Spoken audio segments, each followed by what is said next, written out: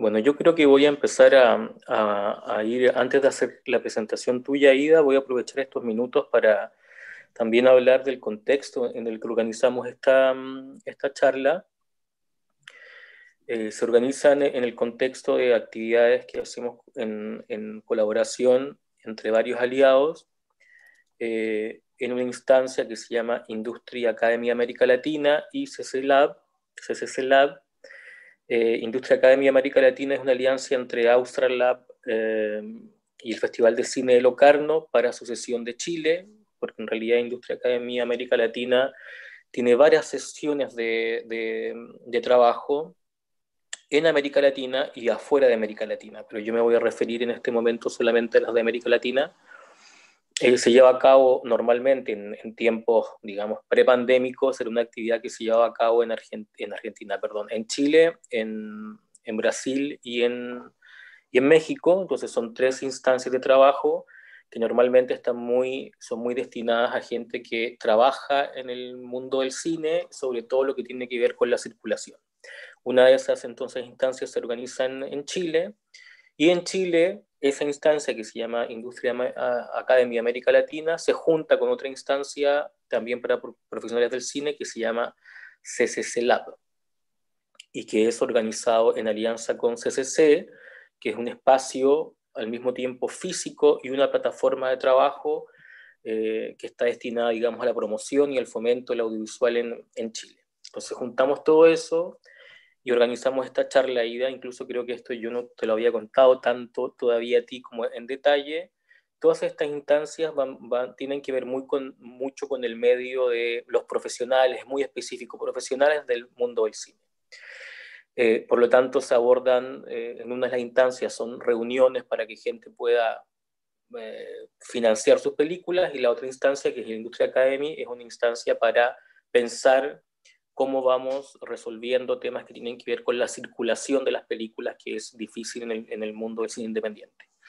Pero en este contexto nos pareció súper interesante, después de haberte conocido, porque eso también está bueno decirlo, que te conocí hace poco, en otra instancia que yo organizo, y a raíz de ese encuentro que tuve contigo, me pareció que a veces en estas instancias destinadas a los profesionales hacía falta introducir momentos de reflexión que vincularan el cine con el mundo, digamos, el cine con la sociedad, el cine con lo humano, y no solamente el cine mirándose a sí mismo y cómo se financia o cómo se distribuye o cómo, ¿no? cómo hacemos, que son problemáticas que son muy nuestras y que son muy reales y que hay que abordar, pero de pronto me pareció que nos faltaban en estos espacios de trabajo de los profesionales y las profesionales del cine debates que tengan que ver con lo que está, con el fondo, digamos, ¿no? Eh, entonces, qué pasa cuando el cine se piensa de nuevo en su relación con el mundo, con todo el mundo, digamos, con la sociedad? Y ahí se nos ocurrió invitarte a hacer esta charla, que por lo tanto es prácticamente la casi única charla abierta, que por eso decidimos abrirla a quien quisiera conectarse y a quien quisiera oírla. Entonces, dicho eso, quizás, y habiendo hablado del contexto, habiendo mencionado a todos los aliados de alguna manera, entonces el Festival de Cine Locarno, CCC y Austral Lab, que es una plataforma que yo, digamos, que yo armé hace mucho tiempo ya atrás, paso a hacer tu presentación. Entonces Aida, bueno, es antropóloga, afrodescendiente, feminista, eh, y trabaja en muchas universidades, en España, también creo que en Estados Unidos. Se ha dedicado mucho tiempo a la academia y la investigación, y yo la conocí a Aida porque ella ahora también, aparte de antropóloga, es directora de cine. Empezó a incursionar en la dirección de cine hace muy poco tiempo, y Aida participando con un proyecto en una instancia que yo también organizo, digamos, nos encontramos y conversamos mucho, se dieron conversaciones que a mí me parecieron muy enriquecedoras, y entonces acá está Aida hoy con nosotros para abrir este debate que quizás era una conversación muy interna entre gente que se conoció con mucho más personas. Entonces, Aida nos va a entregar una reflexión hoy día sobre el audiovisual y su relación con el otro, digamos, cómo el audiovisual representa y cuánto esa representación, que a veces es una pretendida representación de lo real, puede no solamente no ser eso, porque ya los teóricos del cine dicen que, bueno, que el cine no es que represente la realidad, pero además cuánto ahí puede haber de deformación, digamos, ¿no? Y deformación en qué sentido, si positivo o no tan así. Entonces, con esa introducción ahí, que espero que se ajuste un poco a lo que habíamos hablado, yo no soy un experto en este tipo de cosas, en las charlas digo abierta, te dejo la palabra porque lo que nos interesa es que tú nos plantees esa reflexión y al final de tu reflexión habrá un tiempo para que las personas que estén conectadas reaccionen y te hagan preguntas. Entonces ahora te lo dejo a ti. Muy bien, Eric, muchísimas gracias por esta invitación y muchas gracias también a todos los que están en este momento compartiendo este conversatorio, ¿no? En primer lugar, me gustaría apuntar algunas cosas generales sobre el concepto de cultura, porque es el concepto central de la antropología, a partir del cual me voy a dirigir hacia lo que los estudios antropológicos han considerado sobre la representación y sobre cómo se construyen los imaginarios que nos permiten procesar lo que vemos, porque creo que sabemos todos que comemos, vemos, amamos a través de la cultura. O sea, para tener una imagen más o menos exacta o posible de lo que la condición humana es, la antropología se ha ocupado de buscar, de rastrear y acumular una enorme variedad de modos en los que los seres humanos de todos los tiempos han tratado de vivir sus vidas. Y reflexionando sobre esto, Clifford Geertz, propone dos ideas muy interesantes. La primera de ellas es que la cultura se comprende mejor. Lo que es la cultura se comprende mejor si se entiende como una serie de mecanismos de control o programas que gobiernan la conducta y que son esquemas concretos de conducta, que es lo que antes de una manera más general se hablaba como cultura casi en abstracto. El ser humano es el animal que más depende de esos mecanismos de control extragenéticos para ordenar su conducta. Es decir, al resto de los animales los esquemas de comportamiento le vienen dados mayoritariamente ya en su estructura física. Las fuentes genéticas de información es lo que ordena sus acciones dentro de márgenes bastante más estrechos que los que tenemos nosotros como seres humanos. Y en el caso nuestro, lo que nos viene dado genéticamente son realmente facultades de respuesta extremadamente amplias y generales, que si bien nos permiten una mayor adaptación, plasticidad, variabilidad, están mucho menos reguladas por la biología.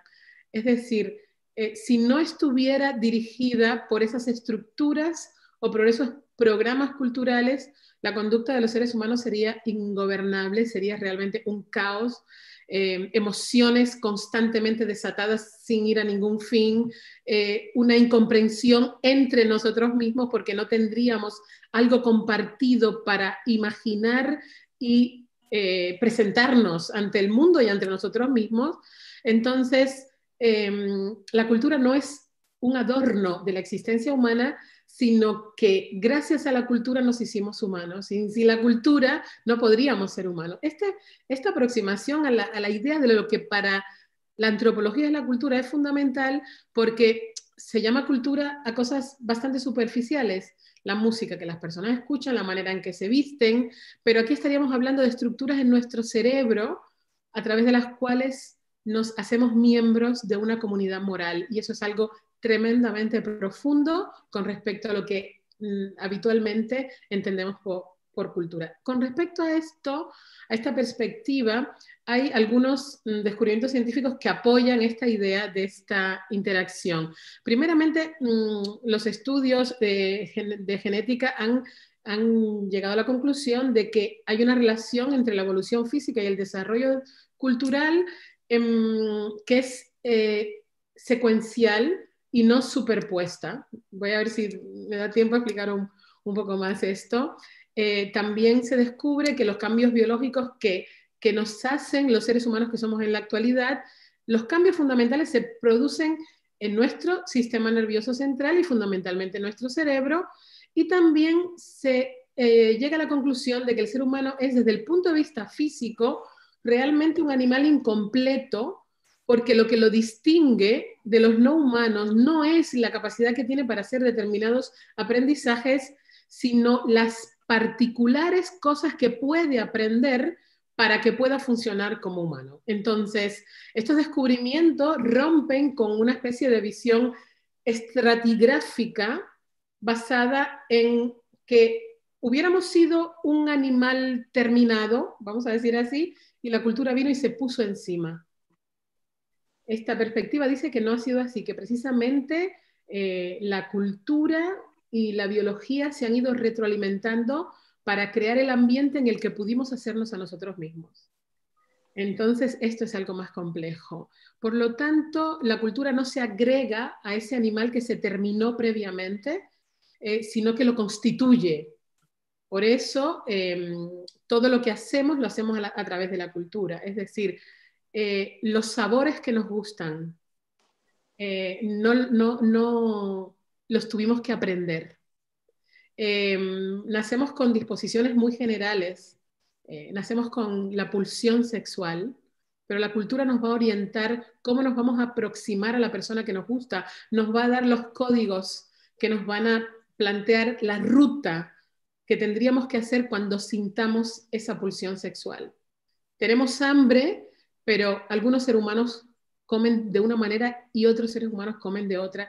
Entonces, en este contexto podríamos decir que en ningún momento han podido existir seres humanos propiamente sin ese programa cultural que ordena las relaciones humanas. La cultura es un atributo colectivo muy importante, y a través de la cultura que recibimos además por el azar del nacimiento, porque tenemos la cultura, no tenemos una cultura en abstracto, tenemos una cultura concreta que nos habilita para ser miembros de sociedades específicas, de comunidades morales concretas. Entonces, gracias a esto recibimos un paquete enorme de información que nos permite funcionar de una manera casi automática, podríamos decir semiautomática.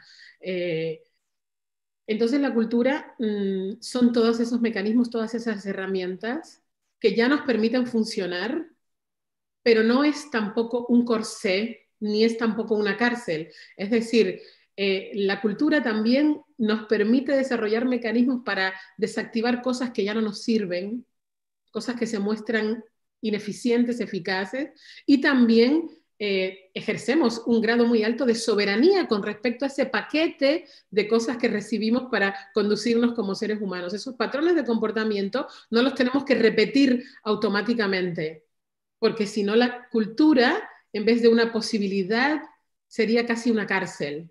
Pero sí recibimos una gran cantidad de la información que nos hace humanos sin cuestionamiento. Es decir, cuando alguien nos dijo, esto es una silla, esto es una institución educativa, no sometió a la discusión de cada ser humano particular que eso pueda hacer lo que te estoy diciendo. Es decir, una gran cantidad de las cosas que ya hacemos, nos adherimos a ellas sin cuestionamiento. Probablemente la más compleja y a la que más nos adherimos sin cuestionamiento tenga que ver con las creencias religiosas, pero hay muchísimas otras creencias a las que nos adherimos de manera automática por el grupo en que hemos recibido la cultura y la socialización sin cuestionamiento. En principio, pero somos seres históricos, y ser un ser histórico es precisamente ubicarse en la historia, poder tener la capacidad de reconocer y de rehacer esos programas que nos han permitido llegar hasta aquí. Entonces, la creación de imaginarios, la creación de lo que somos está relacionado con las creaciones nuestras también como seres humanos. Es decir, para la antropología, por ejemplo, los orígenes de esta ciencia están muy vinculados a el encuentro con otros seres humanos que hacían otras cosas. Por eso la antropología está muy relacionada con el colonialismo, y la antropología visual en particular tiene que ver con cómo los procesos coloniales instituyeron una imagen del mundo colonizado que fue presentada a los habitantes de las metrópolis para empezar a ordenar la humanidad. La antropología, en algunos de sus múltiples paradigmas, habla del evolucionismo como el planteamiento de la colocación a sí misma de las culturas occidentales en el punto máximo de ontológico a lo que puede llegar la condición humana, y plantearía la idea de que hay otras culturas que están en ese camino, caminando hacia ese único lugar donde se puede llegar. Entonces, es un reconocimiento doloroso para mí como antropóloga este nexo de la antropología con los procesos coloniales y neocoloniales, que además no están terminados desde mi punto de vista, pero en Europa, a comienzos del siglo XIX, se busca cómo establecer paradigmas ideológicos que sustenten la creación de unos imaginarios visuales con relación a sus posiciones coloniales. Y en este contexto, la representación de la alteridad es un acto de creación. ¿Qué se crea? Pues se crea la imagen del sometido, marcada por el desequilibrio, la asimetría, una simetría que no es solamente socioeconómica, sino también cultural y moral. Entonces se establece una dominación que primeramente anula todo lo que los otros tienen que decir y transforma la alteridad en anomalía. Es decir, el otro no solamente es diferente, lo cual es la condición esencial que compartimos con otros, compartimos la diferencia, las diferentes formas de hacer lo que necesitamos para ser humanos. Entonces, como nos recordaba Edward Said en Cultura e Imperialismo, además de las actuaciones de dominación, de extensión, extracción de riquezas, de acumulación, imperialismo y colonialismo se sustentan en una ideología que incluye, entre otras nociones, como él dice, la convicción de que ciertos territorios y pueblos necesitan, entre comillas, y ruegan ser dominados. Es decir, se plantea como inevitable o incluso deseable que una cultura superior tome las riendas del destino histórico de todos los pueblos sometidos. Entonces, con este apunte de Said, podríamos comenzar a pensar de qué manera la creación de estas imágenes estereotipadas de los colonizados, de los vencidos, de lo que llamamos alteridad, responde realmente a un proyecto colonial que va de manera sistemática y ordenada a transformar la diferencia en anomalía y a preparar las condiciones de producción y de diseminación de imágenes deformadas de los otros, deformadas de la alteridad. Una simetría que además sustenta la distancia, crea y establece la distancia suficiente para que esos cuerpos que han sido previamente estereotipados, deformados, sean objeto de cualquier forma de abuso, explotación, tortura o incluso que puedan ser aniquilados sin que esto cause conmoción. Es decir, no hay ningún acto protagonizado por ninguna sociedad que se haga en el vacío. O sea, las sociedades nos preparan, la cultura y la sociedad nos prepara para interpretar. El ser humano es un animal simbólico. Como diría Gers, es un animal atrapado en una red de símbolos que él mismo ha construido. Necesitamos saber para poder ver. Necesitamos haber recibido un entrenamiento para detectar lo que es justo o injusto, lo que es ilegal, inmoral. Eso no se produce de un momento a otro. Hay un consenso que viene caminando en esa dirección. Entonces, para poder ejercer esa discriminación, la vejación sobre determinados cuerpos marcados, como dice Rita Segato, ¿no? El racismo es la marca en el cuerpo de los vencidos, ¿no? La cultura prepara ese escenario en el que se van a desarrollar esos dramas que van a ser consumidos por amplios sectores de la sociedad. Entonces, podríamos decir desde la perspectiva del cine que hay guión, producción y montaje de ese escenario cultural, donde vamos a sentarnos a consumir, pero también en el que vamos a participar de esta construcción alienada que presenta el poder hegemónico de que las cosas solo pueden ser hechas de una manera y quien se desmarca de esa manera puede ser castigado, ¿no? Hoy en día, por ejemplo, en un mundo globalizado, donde al menos de manera formal no escuchamos ninguna voz defendiendo el regreso a los procesos compulsivos, civilizatorios, que practicaron el genocidio y el exterminio de otras formas de estar en la condición humana, encontramos experiencias igualmente monológicas con relación y alienadas igualmente con relación a la representación de otro. Y persiste este mismo desequilibrio porque el que narra, el que cuenta, el que prepara ese escenario, el que guioniza lo que va a ocurrir y pone en acción este drama, es realmente una parte muy estrecha, muy pequeña de la humanidad, que tiene un punto de vista realmente muy estrecho y que se ha negado durante siglos a escuchar que las cosas pueden ser dichas de otra manera. Y el problema que tenemos es que nos han educado a nosotros también en esa mirada estrecha, en ese horizonte reducido, con lo cual tenemos, como diría la antropología, las posibilidades de salir de ese esquema alienado, estrecho, prejuicioso de comportamiento, pero vamos a tener que desentrenar el cerebro. Vamos a tener que desentrenar la mirada que ha sido entrenada para ver unas cosas en una dirección. Por eso, ni antes ni ahora ver es un proceso pasivo, ni es un proceso natural. Es un acto muy intencionado para ver el mundo de una manera, para construir el mundo en un sentido y un mundo que construimos contra otros. Porque esto es algo muy importante. Hay un mundo construido contra otros. Las imágenes que consumimos, las representaciones que tenemos de la alteridad están consumidos, están preparados para ser consumidos sin cuestionamiento y alimentar la idea de que lo que va a ocurrir en esos cuerpos, lo que va a ocurrir en ese escenario, está permitido. Cuando nosotros, por ejemplo, recibimos en nuestro móvil, hoy en día que todos tenemos estos dispositivos, determinadas imágenes extremadamente violentas, inmediatamente sabemos si eso se puede compartir o no. Nadie nos está dando una orden para que no lo compartamos. Es decir, ya en nuestro cerebro hay una información que nos permite calibrar, que nos permite decir si esa imagen la podemos reenviar a toda nuestra lista o si es una imagen que debemos guardar privadamente o incluso borrar.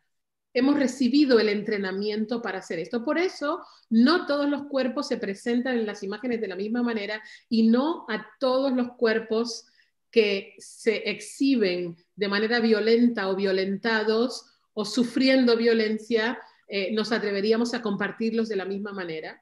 Entonces, hay una jerarquía de los cuerpos, de las imágenes, de lo posible que podemos compartir, que hemos sido educados en una especie de entrenamiento visual que podría parecer que es el ojo el que está viendo, pero es la comunidad moral la que está informando si eso es posible, si eso es aceptable o no.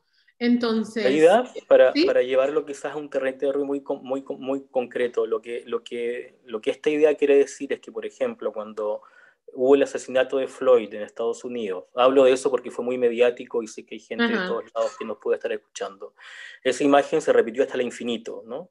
Porque era un hombre negro, de una comunidad negra norteamericana, por lo tanto una comunidad más bien marginal.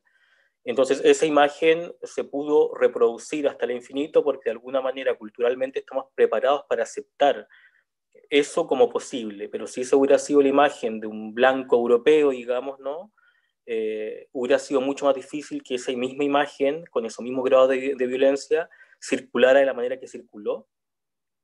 Sí, por ejemplo, también podríamos poner otros ejemplos de cómo ese entrenamiento nos prepara y o también nos esconde o nos priva de ver otras cosas. Por ejemplo, en las representaciones que salen en la prensa o en las fotografías, porque aquí intervienen todas las formas de construcción de imagen. Puede ser una imagen narrada, puede ser una imagen fotográfica, puede ser algo audiovisual. Por ejemplo,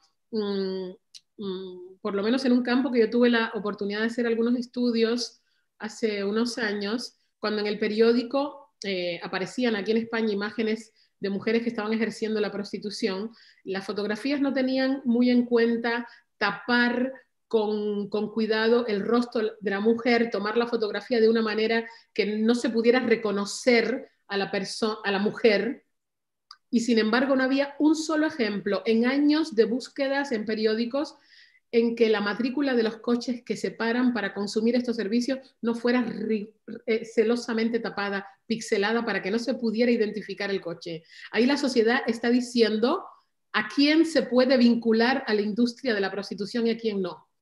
Imaginen ustedes un coche con una matrícula que a lo mejor si sale en el periódico puedes decir, es el coche de mi primo, es el coche de mi hermano. Entonces, la sociedad no puede permitir la vinculación de todos los hombres a la prostitución, pero sí de todas las mujeres si ese cuerpo es de una mujer negra o una mujer diferente en una sociedad donde ha sido construida como extranjera absoluta muchas veces. Entonces, la sociedad entrena de esa manera el ojo, esconde cosas que no puedes ver, te indica qué cosas son moralmente aceptables. De esta manera pedagógica, sistemática y con respecto a determinados cuerpos, marca una distancia suficiente para que lo que ocurra allí esté tan distanciado que no tengas que sentir ningún compromiso con eso.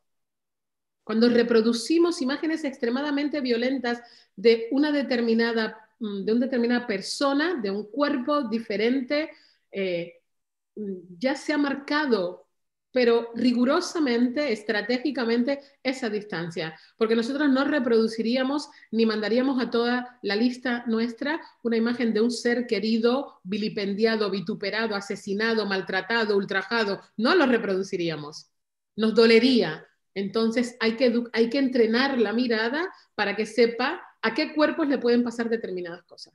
¿Qué pasa hoy en día? Que eso se hace de una manera más sofisticada. En el surgimiento de la fotografía, los antecedentes a las tarjetas postales que conocemos hoy eran los cuerpos de mujeres de los territorios colonizados que eran obligadas a posar en una desnudez que era incomprensible para el ojo occidental y que transmitió, por ejemplo, la idea que hasta hoy permanece de que determinadas mujeres en determinados lugares del mundo son seres hipersexualizados, hipererotizados, que no tienen pudor, a los que se puede fotografiar sin pedir permiso, sin tener ningún reparo. Esto no es algo nuevo, esto es algo que viene de los orígenes de esa fotografía que irrumpió en la vida de comunidades indígenas, de comunidades africanas, sin autorización, y marcó esos cuerpos de esa manera. Y esa imagen es reproducida temáticamente y llega hasta nuestros días como ese cuerpo sobre el que pueden ser ejecutadas esas cosas. Como ustedes sabrán, también en Europa existieron no hace mucho zoos humanos. Es decir, yo a veces le explico a mis estudiantes que aquí en Madrid, en el Parque del Retiro, se hizo una exposición humana de algunas personas de algunas de las culturas de Filipinas, que se prepara un escenario en el Parque del Retiro, un escenario que simula un bosque, porque es siempre ese exotismo, esa deformación y esa representación homogénea, indistinta, y se colocó a varias familias de grupos étnicos filipinos a posar en esos escenarios preparados, y la gente de Madrid iba a verlo. Pero también tuvimos exposiciones o zoos humanos en Francia, en Bélgica. La cultura europea no ha tenido ningún reparo en mostrar a esos cuerpos como cuerpos inviables, cuya única viabilidad es acelerarse lo más posible al canon occidental para ser reconocido en su dignidad plena como seres humanos. Entonces, en ese mundo vivimos y esas son las imágenes que consumimos. ¿Qué pasa con las series de televisión, la producción de cine actual? hoy en día no se permite un tratamiento tan descarnado de la imagen del otro. Eso no sería posible. Pero probablemente, aunque estén vestidos y no desnudos, aunque se haya autorizado la filmación y no como en el pasado esa fotografía violenta sobre un sujeto que no había sido consultado sobre sus derechos de imagen, se sigue transmitiendo los mismos prejuicios, la misma distancia y la posibilidad de que en ese cuerpo pueden ocurrir determinadas cosas a las que tú puedes observar sin que cause escándalo. En ese mismo mundo estamos viviendo y esas mismas imágenes estamos consumiendo. Entonces, si no tenemos unos auditorios críticos que se preocupen por el proceso de la descolonización de la mente, de ese imaginario que permite asumir y consumir eso como algo natural, pues estamos en el mundo en que vivimos, que es un mundo tremendamente violento, porque realmente la civilización occidental es una civilización con una mirada muy estrecha, no solo sobre la raza y sobre el género, sobre la posibilidad de la vida. Son culturas de una intolerancia extrema y de una letalidad extrema.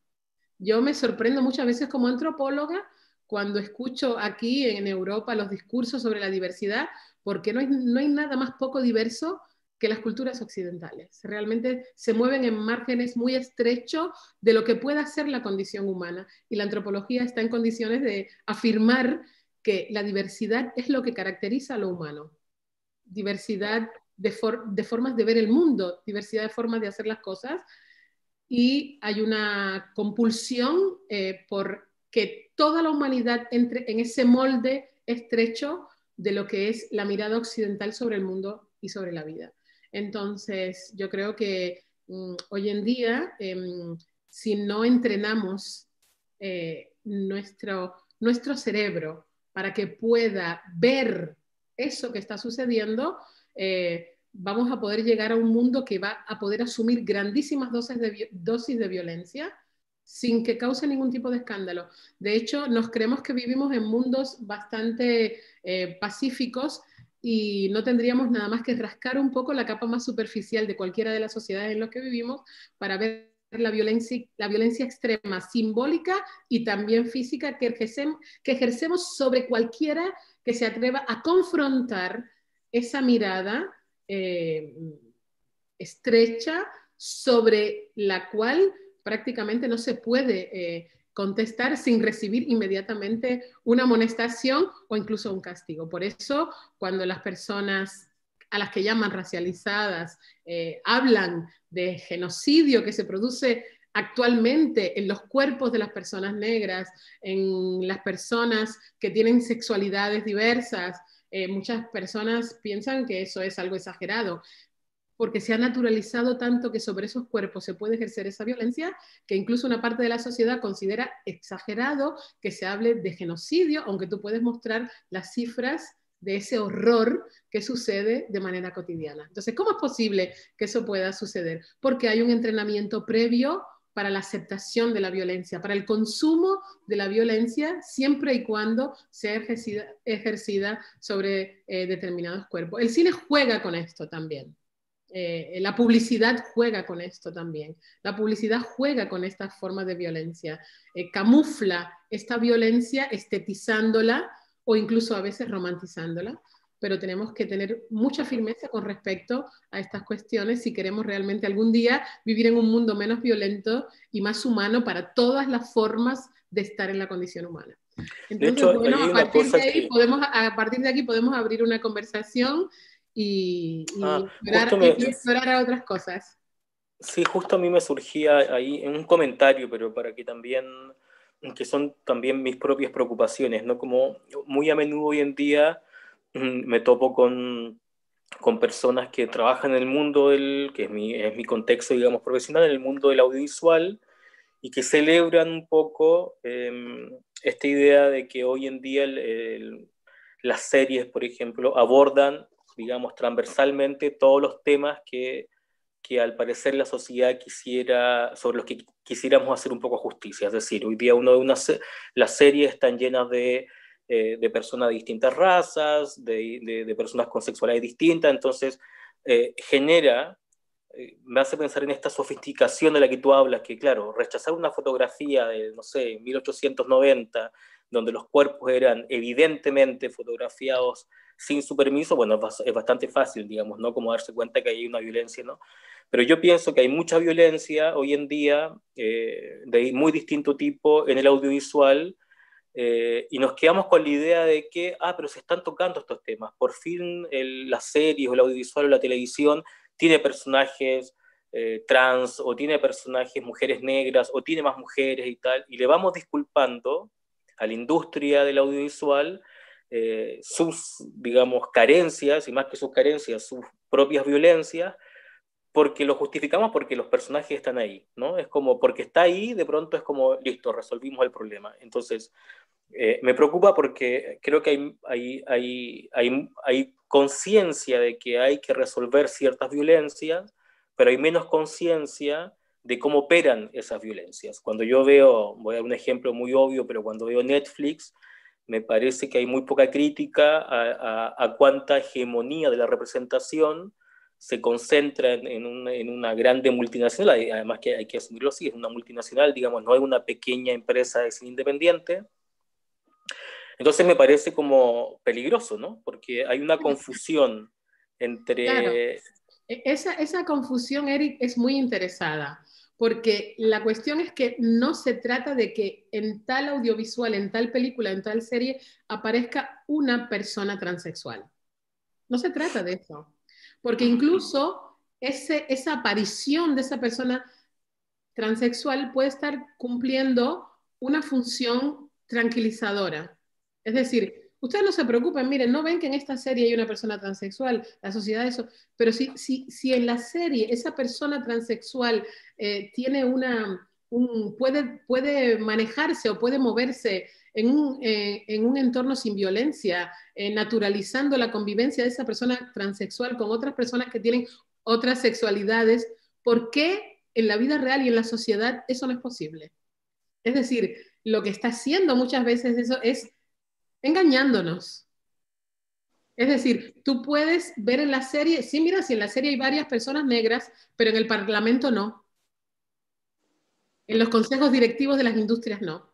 Es decir, el propio poder cuando no tiene margen, porque hay voces que comienzan a levantarse, gana tiempo haciendo esas pequeñas concesiones en lugares de la cultura que no afecten el poder. ¿Qué le puede afectar al poder que en una serie de Netflix haya un personaje transexual?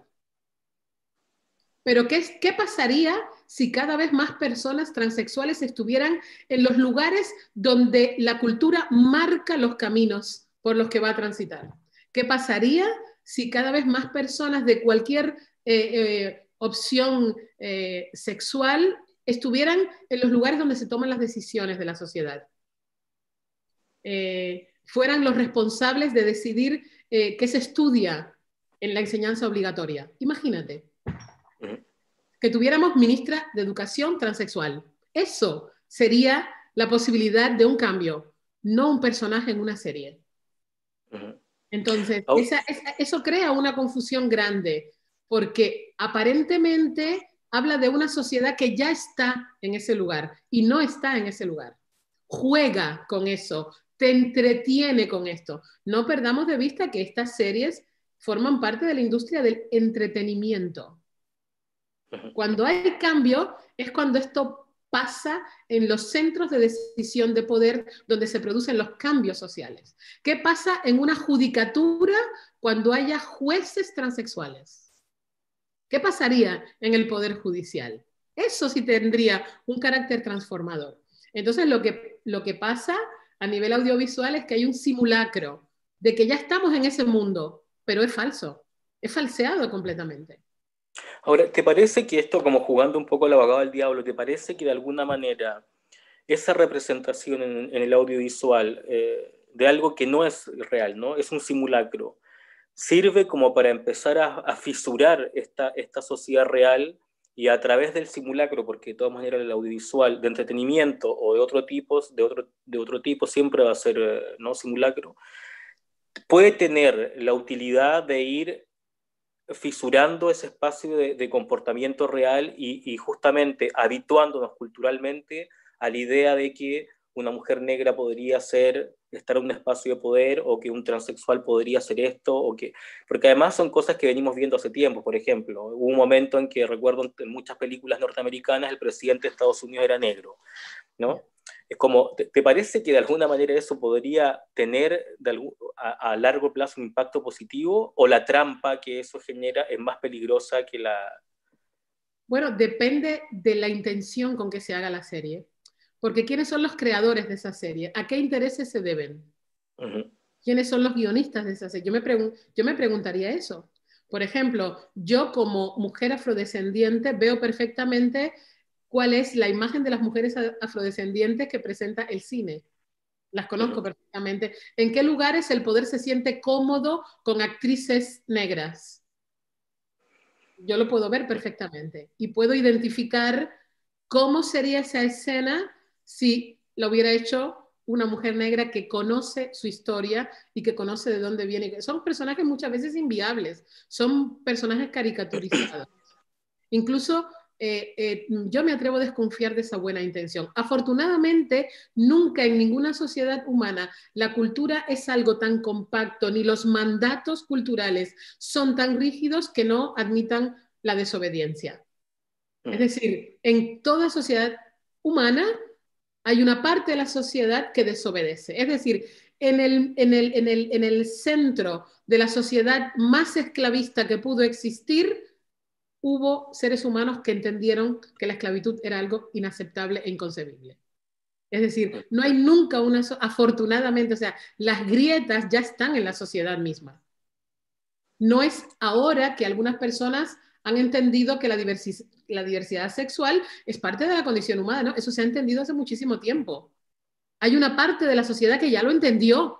Quien no lo quiere admitir es el poder, porque es un poder patriarcal, colonial, machista, heterodominante que no se baja de ahí. ¿Me explico? Pero afortunadamente en todas las sociedades hay fisuras a través de las cuales el cambio comienza a infiltrarse. Yo dudo un poco de la industria del entretenimiento porque yo creo que el entretenimiento muchas veces se transforma en un aliado del poder para ganar más tiempo y que nada cambie. Entonces esa es mi duda con respecto a la posibilidad de que la industria del entretenimiento sea transformadora. Lo será si la intención es transformadora.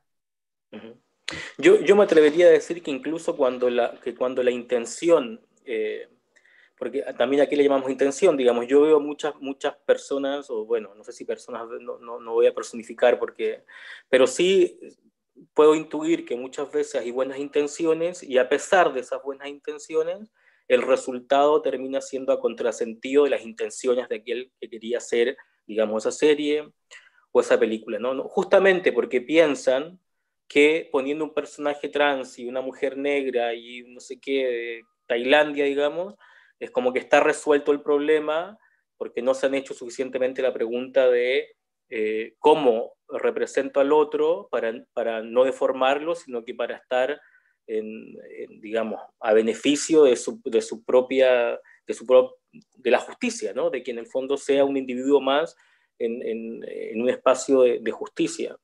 Bueno, Y ahí... Sí, ¿cuántas dime. producciones, qué acceso tienen esos otros a tomar las riendas de esas producciones? Yo me pregunto, por ejemplo, cuando yo hacía mi tesis doctoral, una de las cosas que a mí más me obsesionaba era estar segura de que lo que me habían dicho mis informantes en las entrevistas era exactamente lo que yo estaba, que cada vez que yo copiaba, yo hice varios viajes a Brasil para confirmar, para volver a escuchar con ellos la grabación y poder estar segura de eso. Porque yo creo que de lo contrario es una deslealtad y un engaño. Yo creo que si muchos guiones de cine consultaran a esos personajes transexuales con transexuales reales, que dieran su perspectiva sobre esos guiones y sobre esos personajes, probablemente para ellos serían transexuales inviables en la vida real. ¿Me explico? Eso es igual hoy en día cuando la imagen del mundo gay está representada por un hombre gay joven que va al gimnasio, que gana muchísimo dinero, que se viste súper bien, que va a restaurantes lujosos, que tiene un consumo altísimo. Ese es el gay que consume la sociedad mayoritaria como un gay aceptable. Y los gays que ganan el salario mínimo o están desempleados y tienen 70 años y no van al gimnasio, ¿qué pasa con ellos? Entonces, eso también es una deformación. Es una deformación presentar la homosexualidad en la imagen de un hombre gay perfecto, rico, poderoso, bien vestido, con un cuerpo impecable. Eso también es una deformación. Porque eso no es la homosexualidad. Esa no es la imagen de la homosexualidad. Entonces, bueno, por eso dudo, porque yo creo que muchas veces en esos guiones no hay realmente un planteamiento crítico de esos personajes y la posibilidad de que el tránsito que esos personajes hacen en ese drama, en esa serie, pudiera ocurrir en la vida real o responda a lo que ocurre en la sociedad. Yo creo que son visiones muchas veces alienadas.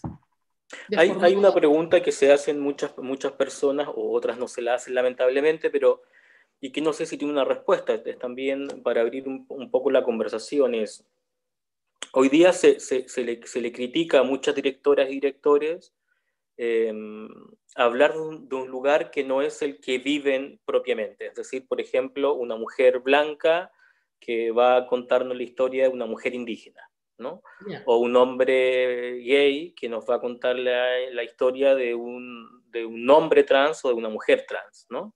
Entonces, eso plantea, por un lado, críticas, es decir, como, no, tú no, ¿con qué, no? Como, ¿desde qué lugar o por qué te sientes tú con la posibilidad de hablar de algo que tú no vives en tu propio cuerpo? Por otro lado, entonces genera pudor para quienes de alguna manera se han querido acercar a esos temas, pero por otro lado, si uno observa la realidad, no todos los cuerpos y no todas las sociedades, digamos, tienen el poder ahora todavía de autorrepresentarse, ¿no? Es como, o si lo tienen de manera muy minoritaria y a veces muy minoritaria respecto a las problemáticas que tienen esos mismos grupos sociales en ciertos lugares. Entonces, por decir algo, en Chile tenemos una inmigración haitiana muy fuerte que ya lleva varios años. Me parece como que es un tema relevante, digamos, y ¿qué tendríamos que hacer? Esperar que sean las propias haitianas, los propios haitianos que tengan la capacidad de acceder a las cámaras, a material que sabemos que es caro, a la educación visual, audiovisual, para empezar recién a representar sus realidades, o otros, la otra, digamos, desde la alteridad, hacerse cargo de ese problema porque también es un problema de su sociedad. ¿Qué opinas de eso? Yo creo que hay que hacer todas las cosas a la vez. Es decir, tampoco nos podemos acomodar a que como ellos no pueden autorrepresentarse, yo lo hago de la manera posible. Es decir, ¿qué estamos haciendo para democratizar la posibilidad de la representación? Yo creo que eso es lo primero que habría que plantearse, porque si no es una posición muy cómoda diciendo yo lo hago porque ellos no lo pueden hacer. ¿Por qué otros no lo pueden hacer? Claro, si viviéramos en una sociedad que distribuyera equitativamente lo que es de todos, en cada grupo que forma parte de esa sociedad habría personas haciendo cualquier cosa. Eso está clarísimo. En cualquier parte de la sociedad hay gente a la que le gustaría tocar el violín.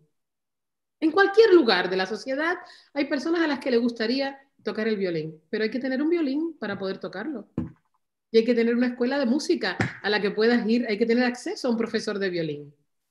Entonces, cuando hay en algunas zonas de la sociedad que nadie toca el violín, probablemente no sea ni porque no les guste ni porque no quieran. ¿Me explico? Entonces, sí. Primeramente, hay que ir haciendo las dos cosas.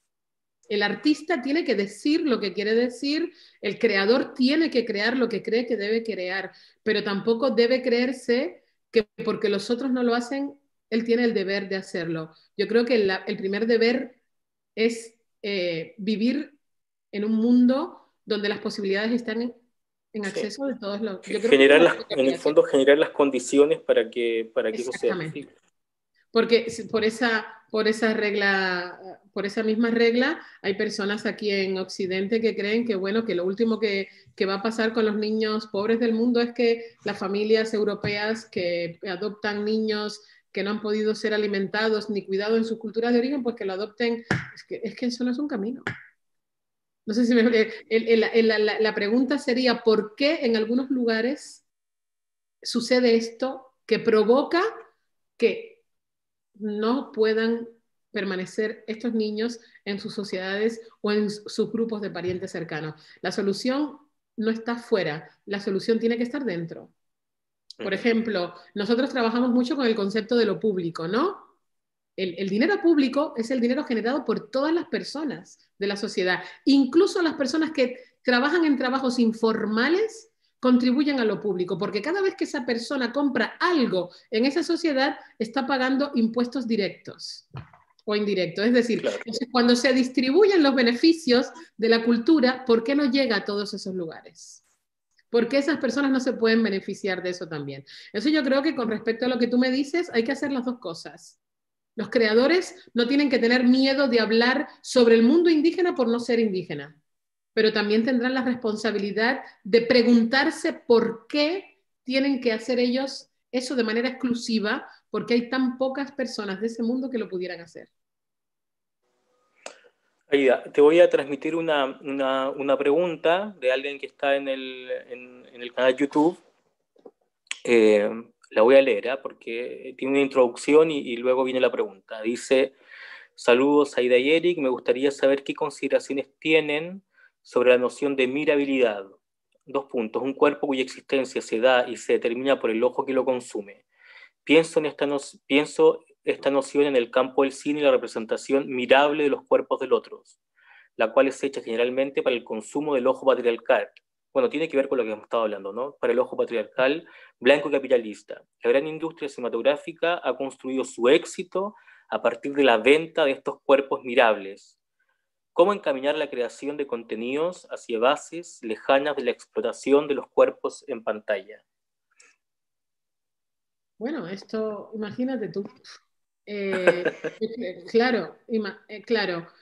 ¿Cómo puede esa posibilidad tendría que partir de la impugnación absoluta y radical de lo que consumimos prácticamente? Porque la mayoría de lo que consumimos está pensado así.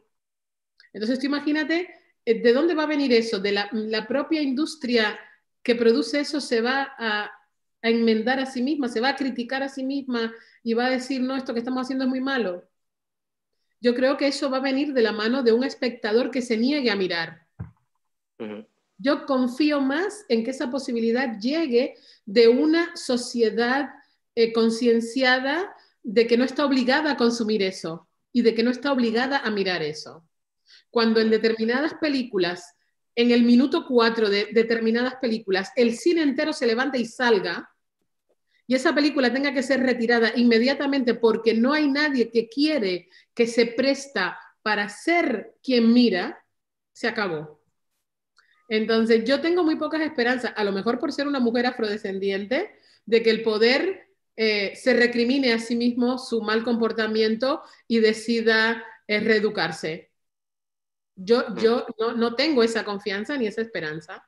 Mi esperanza está más bien ubicada en una conciencia que se vaya desarrollando en la sociedad donde muchos otros, a quien ese patriarcado colonial, racista, heterodominante no tiene nada que ofrecer, se pregunten por qué con su dinero y con su mirada tienen que alimentar eso.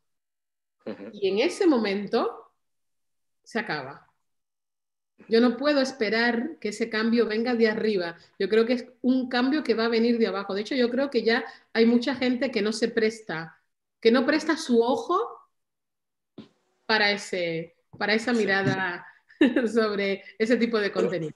Pero como el poder es astuto, va tendiendo trampas, porque, por ejemplo, claro, una de las trampas que se ha generado hoy es la idea de que elegimos nuestros contenidos, ¿no? De que ya no es, digamos, no está la televisión en los horarios donde uno estaba a las 5 de la tarde obligado a ver eso y ir a todo, sino que se genera esta idea de que todos elegimos lo que vemos. Y eso es una trampa, porque en realidad ¿Qué piensas tú de eso? No, lo que ha hecho el poder es diseminar lo que produce en todos lugares para que te lo encuentres donde quiera. Es decir, lo disemina y lo multiplica para que tú te creas que es otra cosa. Es lo mismo. Está en otro formato, pero es lo mismo. Yo creo ¿Y qué otro problema tenemos y grande? Es cómo se crea esa conciencia crítica en sistemas educativos que son pensados por el poder para crear ciudadanos sin conciencia crítica.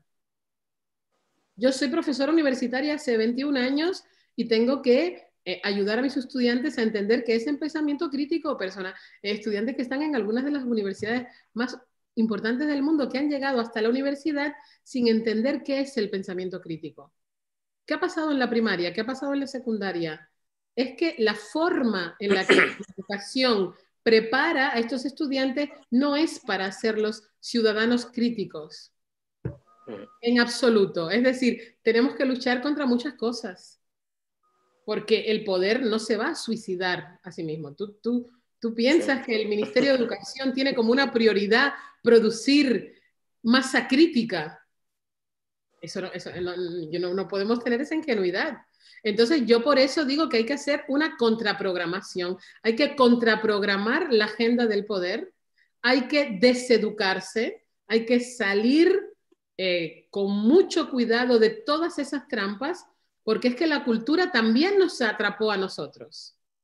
La cultura es algo colectivo. Nosotros también somos parte de esa comunidad moral que en un determinado momento vio eso como aceptable. Entonces, para salir de ese lugar, tienes que hacer un proceso de deseducación.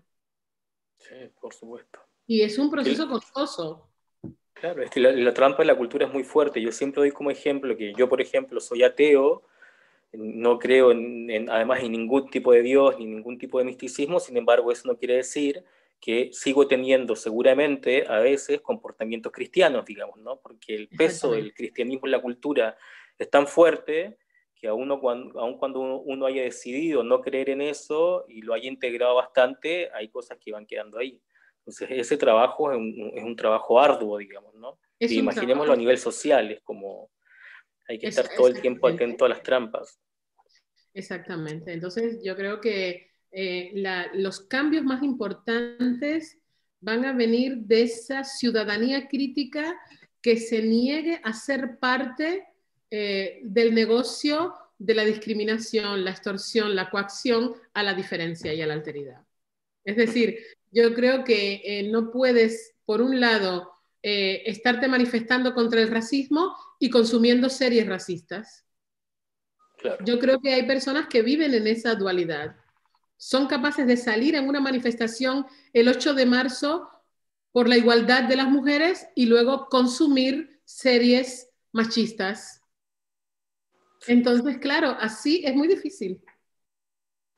Entonces, yo creo que retirarse del consumo de determinados contenidos y hacer esos contenidos inviables, que se caigan, que no puedan existir porque no tienen consumidores, va a ser el camino del mundo en el que a mí me gustaría vivir algún día, donde la creación artística se preocupe por eso, se preocupe entendiendo que puede ser impugnada donde más le duele, que es en las audiencias. Pero ¿qué pasa hoy en día? Que hay mucha comodidad porque hay una audiencia muy grande que tiene las tragaderas muy grandes y que incluso puede vivir en esta bipolaridad. Estar en una manifestación contra el racismo y por la tarde consumir y reírse con una serie racista. Claro. Entonces, así es muy difícil. Sí. A mí lo que un poco me preocupa es que a veces para poder entender que uno, o sea, incluso para vivir en conciencia esta dualidad, es decir, uno podría, no estoy diciendo que eso uno debiese, pero cabría la posibilidad de que uno vaya a una marcha feminista, digamos, y después esté no dispuesto en una coherencia a consumir, qué sé yo, películas o series o música, ¿no? Que sea machista o heteronormada. Sin embargo, hay que darse cuenta de que lo que uno está viendo es machista o es heteronormado. Hay que darse cuenta de que esa serie que uno ve es homofóbica o es racista, ¿no? Y entonces hay un paso previo, porque es lo que decía, yo creo que hay mucha gente que consume series y que piensa que esas series nos hacen un favor como sociedad porque tienen un personaje trans y tienen un personaje no sé cuánto, o porque la mayoría de las mujeres son mujeres empoderadas. Y luego, ¿no? Y luego hay que hacerse la pregunta si eso realmente es tan contrahegemónico, ¿no? Yo pienso que muchas veces es muy hegemónico, entonces las trampas se están haciendo cada vez más sofisticadas, digamos, ese es también el problema. Totalmente, pero eso tiene que ir acompañado de una ciudadanía cada vez más inteligente. Yo confío en la inteligencia de los seres humanos, confío en la inteligencia colectiva que ha sido capaz en otros momentos dados en la historia de decir esto hasta aquí es aceptable. Yo creo que tenemos la historia como el ejemplo más poderoso de que sí somos capaces en determinados momentos de decir hasta aquí ha llegado esto. No, esto no. Por ejemplo, yo creo que en uno de los lugares donde hemos conseguido una gran conciencia sobre lo que puede ser visto, no visto, sobre esos cuerpos que se pueden denominar, es todo lo que tiene que ver con la infancia. No consumimos pornografía infantil. Está condenado cualquier tráfico de imágenes degradantes de los cuerpos de los niños. Eso fue posible. Hay pinturas donde los cuerpos de los niños están erotizados, sobre todo los cuerpos de las mujeres. Niñas están erotizados, que en el pasado hasta ganaron premios de arte y que hoy en día se podían considerar pornografía infantil y que probablemente en muchos lugares ese cuadro no pudiera estar colgado. Es decir, la sociedad ha avanzado en la dirección del respeto por los cuerpos de los menores. Tenemos horario en que no se puede decir esto porque hay menores consumiendo esas imágenes, ¿cierto? Hay que pixelar la imagen de los menores. Pues eso hubo un tiempo en que no fue así. Claro. Entonces, en ese camino hemos avanzado muchísimo. Hay un respeto estricto por la imagen de los menores, por los derechos de los menores, que ha sido una consecuencia de una conciencia que se ha movido en una dirección. Yo creo que podemos movernos en esa misma dirección con respecto a la diversidad sexual, con respecto a un mundo antirracista, con respecto a un mundo libre de jerarquías de género, porque ya lo hemos hecho con relación a otras cosas. Entonces, bueno, sí cambiamos algunas cosas. Está buenísimo que haya un poco de esperanza. Y sí, bueno, ¿qué otra cosa nos queda? Además, es lo que dices tú, ¿no? Es como hay una demostración de la que la sociedad ha logrado también, como en su resiliencia, digamos, ha logrado dar pasos positivos. Y nos queda confiar en eso, porque si no confiamos en eso, digamos, también abandonamos todas nuestras luchas, ¿no? Es como... Exactamente. Y nos vamos a... Si no creyéramos en eso, estaríamos realmente en unas sociedades primeramente condenadas a la extrema violencia y luego a la pobreza, porque estaríamos dando círculos sobre nosotros mismos, haciendo lo que hicimos, porque si antes lo hemos hecho así, tenemos que seguirlo haciendo así, y eso es totalmente contrario a lo que es la vocación ontológica en el ser humano, al mejoramiento personal, moral, ético, que es a lo que los seres humanos deberíamos tender, a ser mañana mejores que lo que hemos sido hoy, ¿no?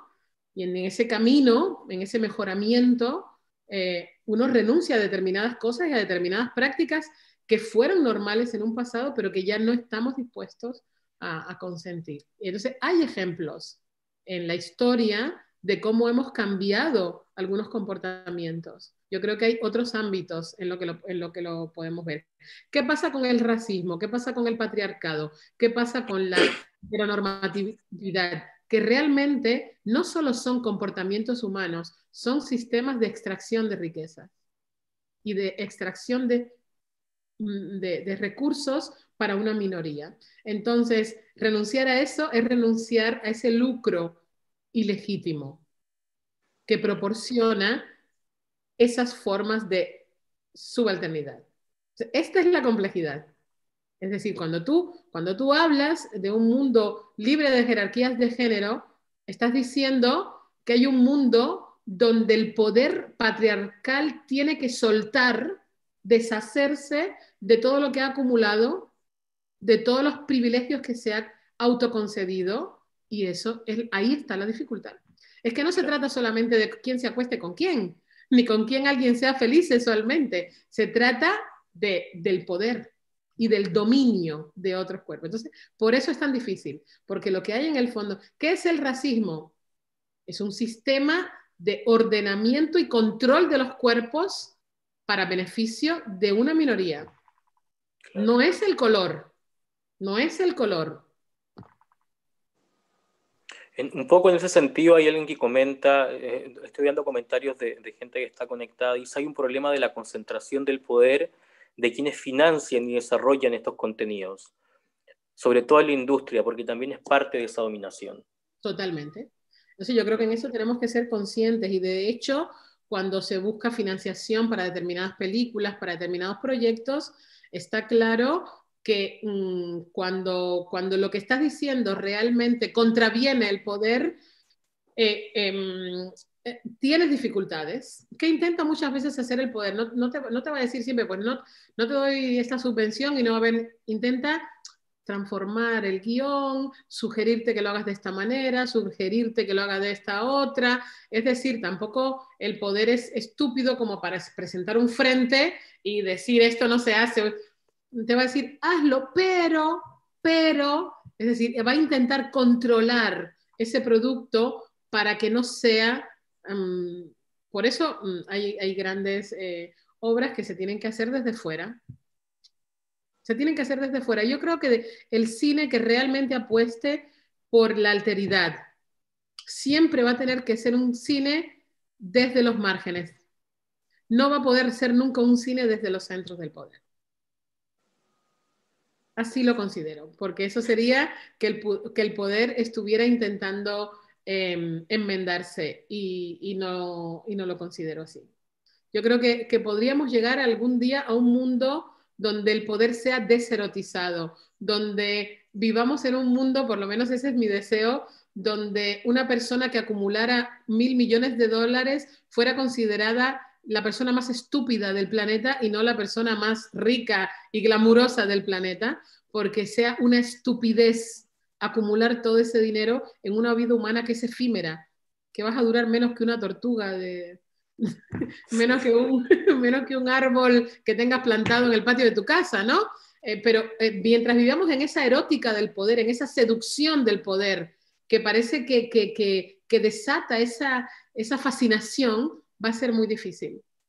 Por eso yo creo en el cine que se hace desde fuera de esos centros de poder, que a lo mejor no es una gran producción ni una superproducción como muchas, pero que desde la simplicidad y desde la economía de medios y a través de lo que está diciendo llega y rompe y tiene un impacto y es transgresor y es revelador más que muchas grandes producciones que también se quedan en nada. Entonces yo creo en ese cine que desde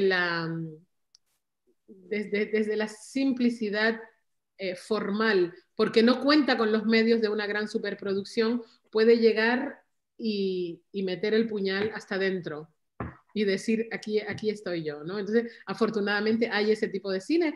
Ese cine a mí me encanta consumirlo, por ejemplo, pero no pienso que el poder va a abrirse en canal a inmolarse y decir lo reparto todo. No lo creo. Pero afortunadamente, como decía una de las productoras del laboratorio en el que nos conocimos, hay muchos caminos para que una película sea posible. Entonces, hay que ver cuál de esos caminos es el que menos te compromete con lo que no quieres ser. Hay que buscar ese camino. Y justo había un comentario que tiene que ver con eso, que decía que hoy día la transgresión parece algo muy difícil, y justo tú ibas a leer eso y tú te tiras de esa frase, y claro, es eso, es como, ¿no?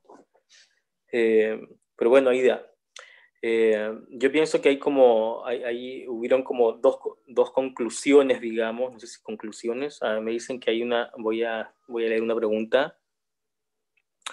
Eh, Dice, ¿qué posibilidades piensas que hay, Aida, para lograr conectar al público o conectar con el público con este tipo de contenidos reveladores y hechos desde fuera del poder? Es una opinión que te pregunta. Muy bien, pues yo creo que sí se pueden hacer muchas cosas. Yo pienso, por ejemplo, que por lo menos como ciudadanos que contribuimos con nuestros impuestos al erario público, podemos tener cierto poder para exigir que parte de nuestro dinero se ofrezca a la industria de cine independiente, que parte de nuestro dinero vaya a esa industria que produce un cine independiente con más autonomía y con un discurso más transgresor.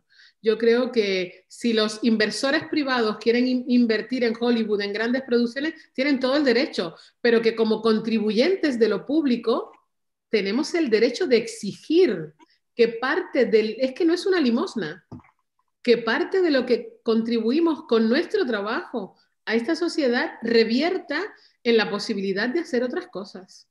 Ujú. Yo creo que, por ejemplo, por ahí puede haber una brecha, ¿no? Pero pidiendo, exigiendo y manifestándose. Entonces, por ejemplo, por ahí puede venir una parte de ese cambio, ¿no? Y yo creo que sí, que cuando haya este tipo de producciones y sea descubierta por una parte de la ciudadanía, yo es que yo creo también que hay una parte de la ciudadanía que también está harta de esos contenidos alienados.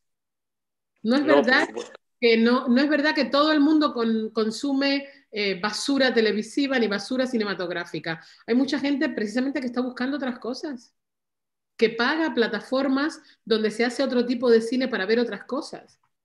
Entonces la Sí. cuestión sería ampliar cada vez más ese público, pero por lo menos respondiendo a esta persona, exigir desde las instituciones públicas que una parte de nuestro dinero revierta en otro tipo de cine que responda a otras necesidades.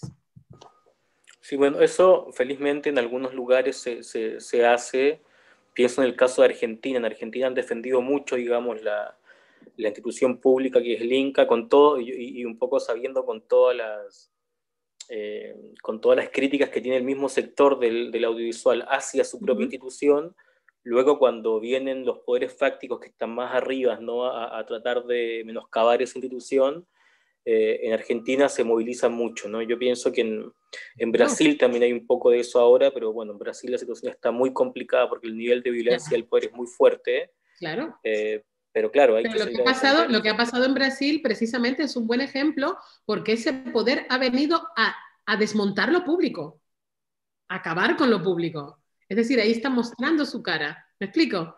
Lo que ha Sí, hecho el bolsonariato es realmente cargarse todo lo que pueda ser público. claro, Entonces ahí vemos que lo que era público, aunque era poco e imperfecto, todavía molestaba. claro. Todavía molestaba porque lo primero que hace es desmontar todo eso. Es decir, lo poco que había lo desmonto. Entonces sí había algo y había algo que molestaba y había algo que podía ser otra cosa. Entonces, por ejemplo, el caso de Brasil es muy significativo para ver esto, que incluso las instituciones públicas, aunque no sean perfectas, por lo menos tienen ofrecen una posibilidad imperfecta de hacer algo que de lo contrario no existiría de ninguna manera, porque el poder no se va a comprometer con eso. ¿Cómo el poder machista, patriarcal, colonial va a financiar un cine antirracista, un cine afrofeminista? Eso es imposible. Eso es como un negro que quisiera ser del Ku Klux Klan, no puede ser. Es Claro. inconcebible. Entonces, bueno. Eh, Pregunta, me gustaría preguntar, no sé si esta pregunta la puedo responder, pero como estoy leyendo en tiempo real, a ver, dice si me gustaría preguntar, en el caso de Brasil, ¿cómo ves esta máquina? Bueno, estábamos hablando justamente de eso, esta máquina de destrucción de lo público, de la educación, de la diversidad, de la cultura, con la destrucción del medio ambiente. Bueno, eso es totalmente coherente. Al final y al cabo, ¿qué es el medio ambiente? Lo que tenemos todos, lo que es de todo. Es privatizar lo que es de todo. La destrucción del medio ambiente es un discurso clarísimo contra lo público.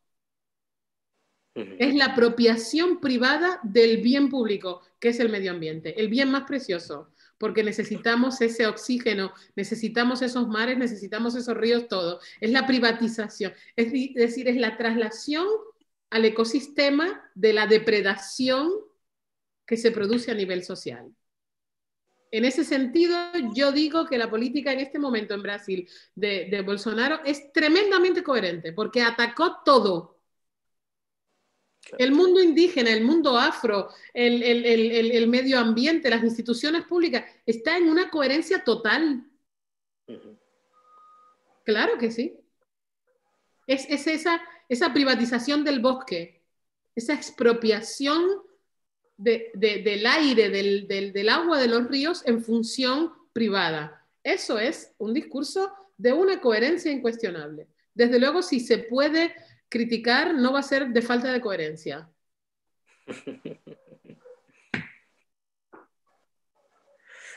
Bueno, querida Ida, pienso que hemos conversado muchísimo. A mí me interesaba mucho, mucho tener esta conversación, digamos, de manera abierta con gente que se dedica al audiovisual, escuchándonos y participando y haciendo preguntas y reflexionando, porque pienso que tenemos que empezar a generar más cruces desde disciplinas, ¿no? Es decir, que el audiovisual y el cine se haga preguntas desde la antropología, desde la psicología, desde la sociología, y esto un poco a mí me sirve también como impulso para empezar a quizás a tomar ese camino en otras cosas que organicemos, porque la verdad es que creo que se hace muy poco. O sea, sí se hace, pero no desde el interior de los que estamos en el cine, ¿no? Entonces te quiero agradecer haber participado de esta conversación.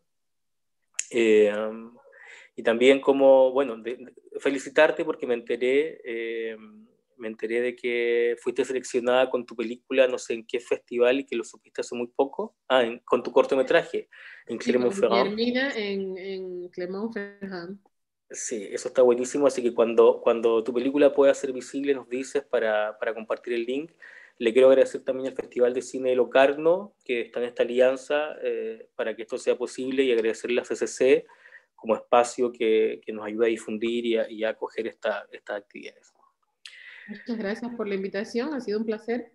Muchas gracias a ti, Aida. Te mando un gran abrazo. Hasta luego. Hasta luego.